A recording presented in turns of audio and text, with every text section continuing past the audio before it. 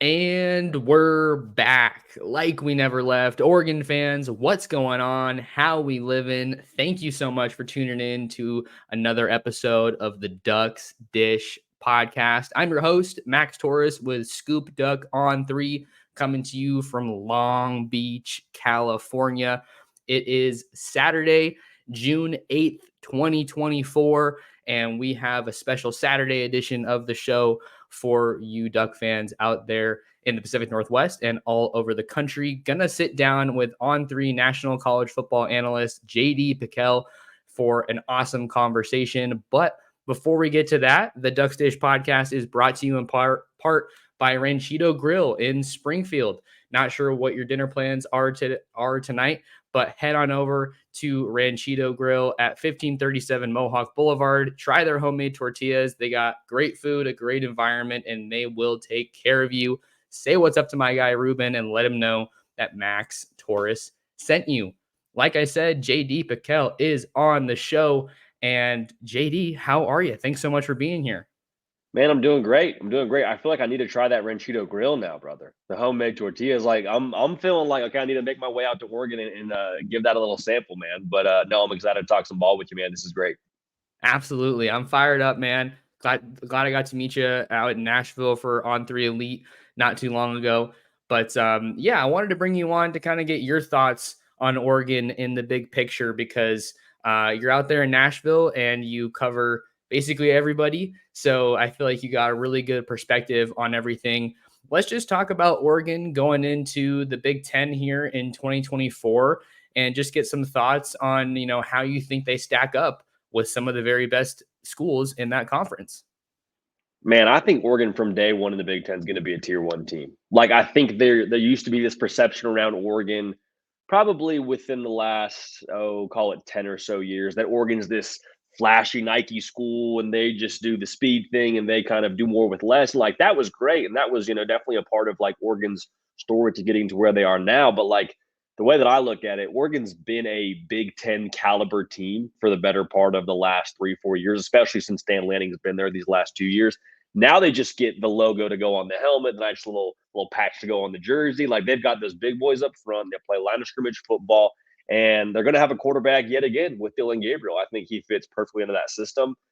At this point in the year, and you can attest to this, Max, like there's very little things outside of the roster and the coaching staff that we can really pull from. Like we don't know the psyche exactly. We don't know the injury report. We don't know what the culture is, without a shadow of a doubt. But I feel pretty good about the culture in Eugene, for the record. We look at roster, look at coaching staff. And I look up and down this roster at Oregon, and I'm like, man, I don't see a ton of holes. Like, are there some spots that you're watching more closely than others? Sure, you want to see how the new transfers acclimate. You want to see how Dylan Gabriel hits the ground running. But this is a team that is going to compete for the conference title their first year in that Big Ten, and they're going to compete for a national championship. And I think Vegas feels the same way looking at those odds.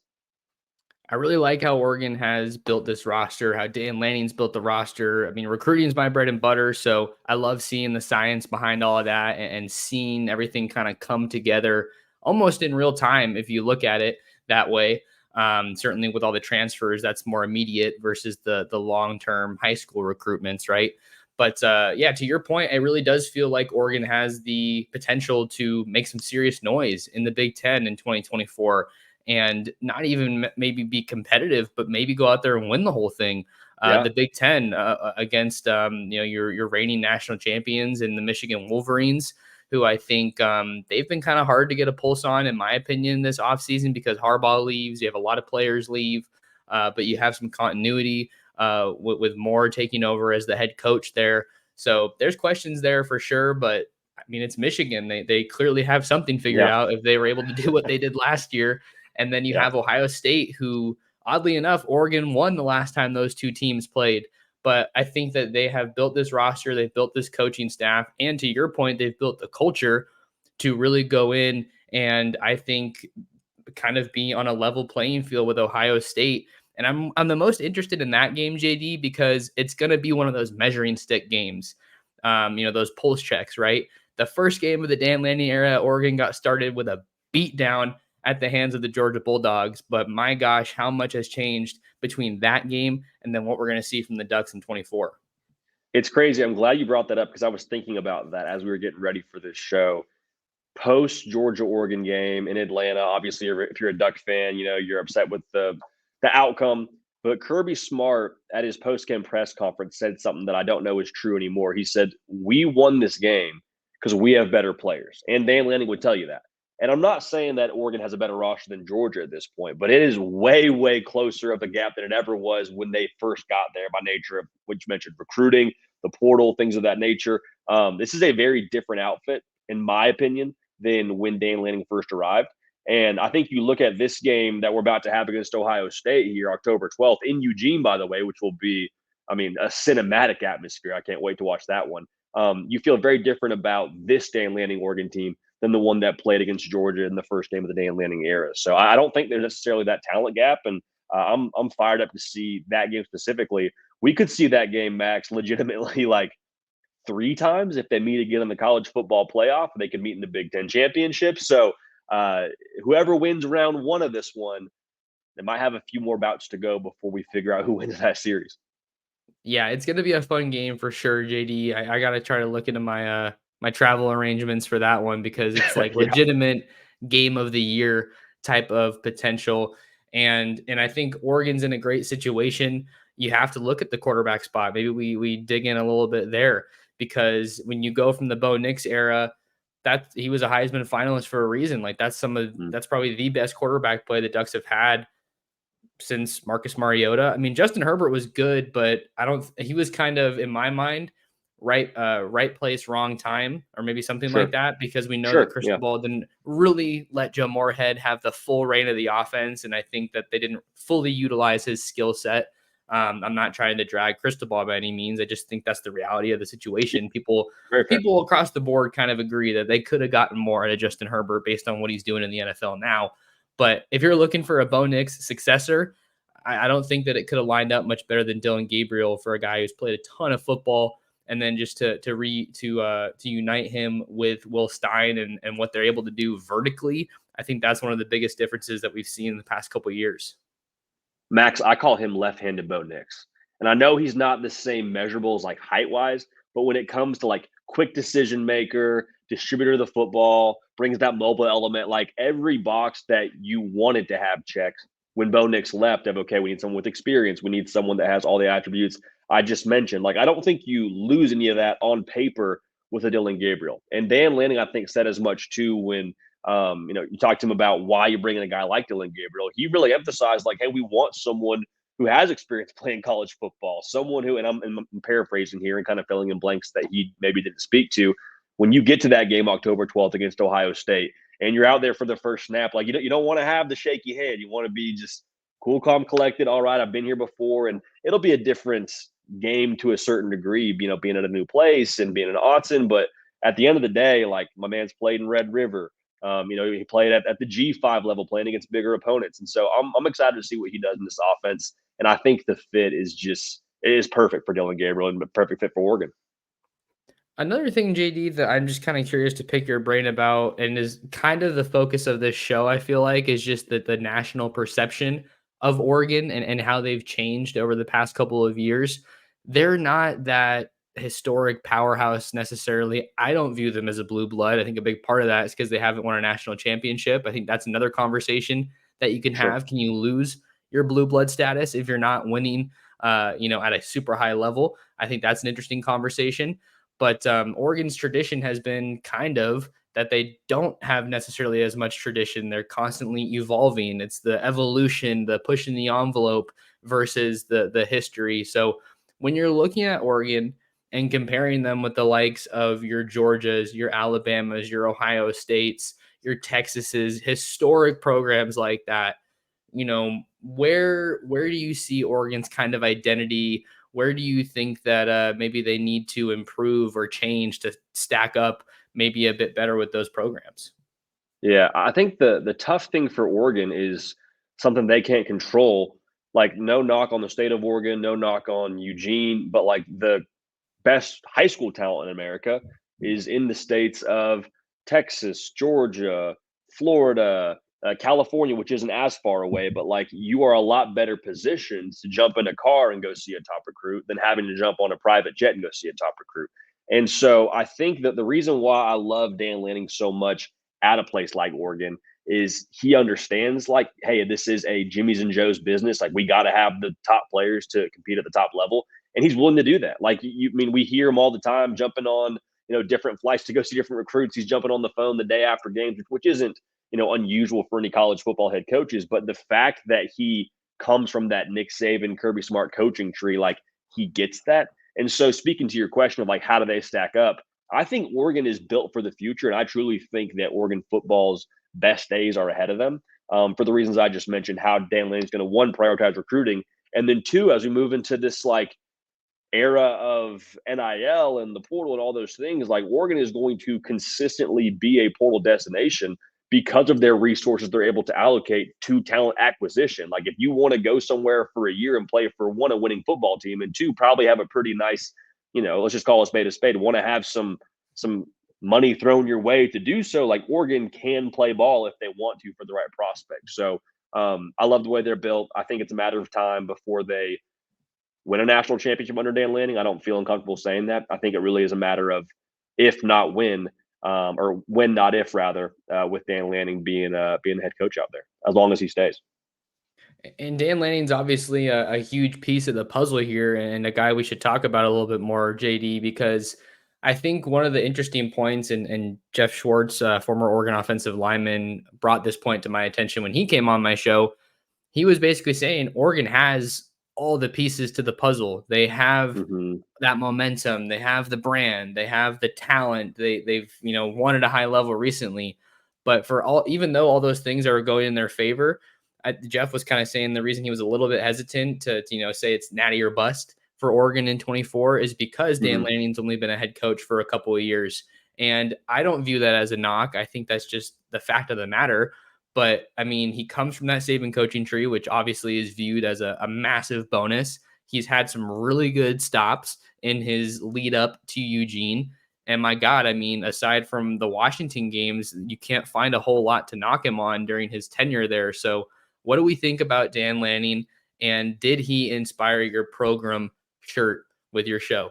100. Well, first, to answer the second part of that question, absolutely. It actually started with, there's a couple different routes to it, but there was a big push from the comment section after some Oregon videos saying program in the comment section. So that's probably another story for another time. But yeah, that absolutely influenced it. But Dan Lanning as a whole, like if I had to start a college football team today and I had to hire a coach and it wasn't Kirby Smart, I'd have a hard time deciding between Steve Sarkisian and Dan Lanning, and I might lean Dan Lanning just because of the way that he's trending. I really think that what you said is important about, yeah, he hasn't been a head coach for that long, but if we're just kind of tracking the trend here and assuming that he's going to be a better head coach the next 3 years than he was these past 2 years, like, if you should be extremely excited if you're an Oregon fan because of that, exact thought that he's not going to be stagnant. He's not going to stop developing as a head coach. And I think in that same way, his teams will keep developing. So I really do think this modern era of college football, with what I said about how important your care factor is with recruiting and your resources, Dan Lanning's going to be a dog in the recruiting trail. We know that, and Oregon's going to have the resources to back him up, and he's going to keep on getting better at his craft. So that's a really roundabout, long-winded way to say I'm buying stock in Dan Lanning. And I really do think as long as he's there, they will compete and eventually win a national championship. And that could be the difference, I think, JD, and a lot of Oregon fans would probably agree, between, or just for Oregon to really get to that precipice, to the peak of the sport, is because he has just doubled down on the Ducks, and they haven't had coaches that have done that in his predecessors with Mario Cristobal and Willie Taggart, obviously. So I think that's a huge piece of it. The last topic I wanted to kind of dig into with you, JD, you touched up on it a little bit, is just the modern era of college football. And obviously NIL is a big part of that. And it's kind of like the schools or the teams with the biggest brands are the ones that are going to be at the forefront of the sport. And what better time to discuss this, because Oregon's teasing a special documentary or, some kind of media piece. I'm going to mute this here because I don't want it to overshadow us, but explaining the relationship between Nike and Oregon that is set to drop on June 25th, because that Nike and Oregon connection is really, I think, one of the most unique things in all of sports. Oh, man, it's massive. It's absolutely massive, and to be able to have the backing of a probably, like, let's just be real, next to Apple, and maybe more than Apple, the most recognizable brand, not just in sports, but, like, in the world, period. Like, that absolutely plays a huge factor, and, I was talking to Philip Dukes, who's also at On3 and does a phenomenal job covering recruiting. If you get me out to Eugene, I get to try on the highlighter unis. I get to try on the chrome helmet. Like, if you let me get, like, if you visit pictures, like, it's gonna be very, very difficult for me not to give some real consideration to Oregon. I understand there's other factors, but, like, let's be real. If I'm a high school senior and I got those pictures on my Instagram, like, doesn't hurt anything. It definitely doesn't hurt anything. And the thing I've said a lot on our show is how much you care from a fan base level, from a booster level, from an admin level, now has the most direct impact on your team's success on the field than it ever has before. And while Oregon may not be like as massive as Texas or a Nebraska or have the same history as those schools do, I really do think as they continue to trend this direction, like, that's going to continue to elevate them on the acquiring talent side of things and ultimately on the field. Yeah, and the level of buy-in is probably one of the biggest points, and Oregon, I think, has been trending and already at that huge buy-in level in recent years. I think Mario Cristobal, maybe Willie Taggart before him, but more so Mario Cristobal, I think, really showed, hey, you can recruit at a ridiculous clip to this Hmm. place, and the Nike part of it is a big point. I think a big point, big piece of the puzzle. And I think the quote he had was like, when you walk into a living room, everyone recognizes that, oh, they make that Nike connection. I'm paraphrasing a bit, but that's huge. And I think the coolest thing with Oregon is that they play much bigger than a school that's in this small town in Western Oregon. And a huge part of that is the Nike connection. So I think it really makes it tremendously unique. And I don't know why I just thought about this when you were talking, like when you're thinking about the recruiting visits and the pictures. I really truly wonder how much of it is getting a recruit and their family to say yes, so much as it is about you just can't say no. Like, that sounds like a very homer take, but that was just kind of what was going through my mind while you were talking. No, I think that's fair, and also, like, the take used to be, well, you're not going to be developed at Oregon, you can't, succeed at a high level, and the professionals at Oregon. Well, now that answer or that excuse is becoming a little bit more difficult to stand behind, and Justin Herbert's also a big reason for that, as well as some other guys in the NFL and guys they have currently on campus that are going to be highly drafted players. So, yeah, like, as we move into this new era of college football, Oregon being in the Big Ten just further pushes the idea that, like, all right, they're going to be a major player when it comes to acquiring talent and ultimately what they do on the field. Good stuff, JD. Well, man, it was awesome having you on the show. I could talk your ear off all day, man. Love But it. make sure you guys tap in with JD on Twitter/X at JD PicKell. He's also crushing it over on the On3 YouTube channel, just producing content at a super high clip. And he's obviously a great person to have a conversation with. So subscribe to the On3 YouTube channel and make sure you guys tap in with JD. JD, I know you got a heart out, man. So I just wanted to give you the floor before we get you out.